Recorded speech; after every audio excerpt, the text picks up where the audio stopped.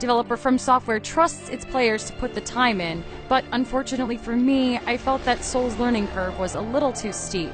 However, I feel that Bloodborne is the more accessible successor to the Souls games. Make no mistake, Bloodborne pulls no punches right from the start. You're thrown into the world of Yharnam with much fanfare and none of it positive.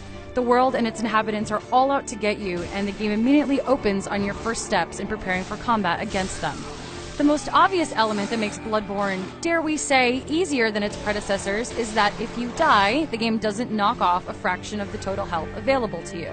In Dark Souls 2, death meant you lost 10% of your health bar, until you used a special item to regain it. In Bloodborne, you'll keep your health points after death. This is especially helpful as enemies progressively require more than a few blows and quite a bit of stamina to kill. I know I'm grateful to keep my hard-earned health points when I have to repeatedly face down the same boss.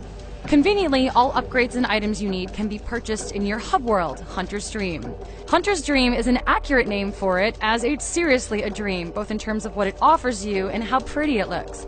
The hub world is more centralized than previous Souls games, so you don't have to run all over Yharnam looking for the nitty-gritty that you need.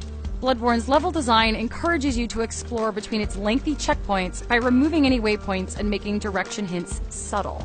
By not giving a means to track where you are and where you need to go other than your own memory, Bloodborne tricks you into moving forward. And environment design relies less on gotcha moments to help you understand what you're up against than previous Souls games.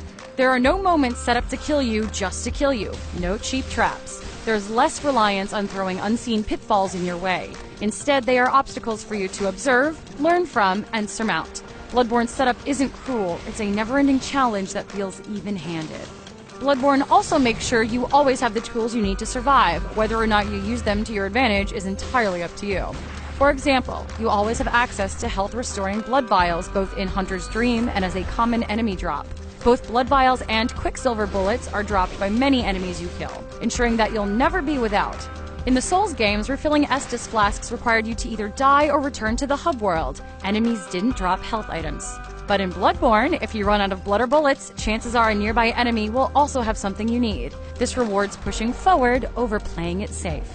All of this boils down to a world that might not be fun all the time, but it's definitely satisfying to master. Bloodborne is a smidge easier than other Souls games in that it keeps your health steady and your inventory well stocked. But that doesn't mean the enemies you'll face are less difficult.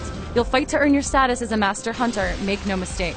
But Bloodborne is, at its heart, a more accessible introduction to the Souls games for newcomers.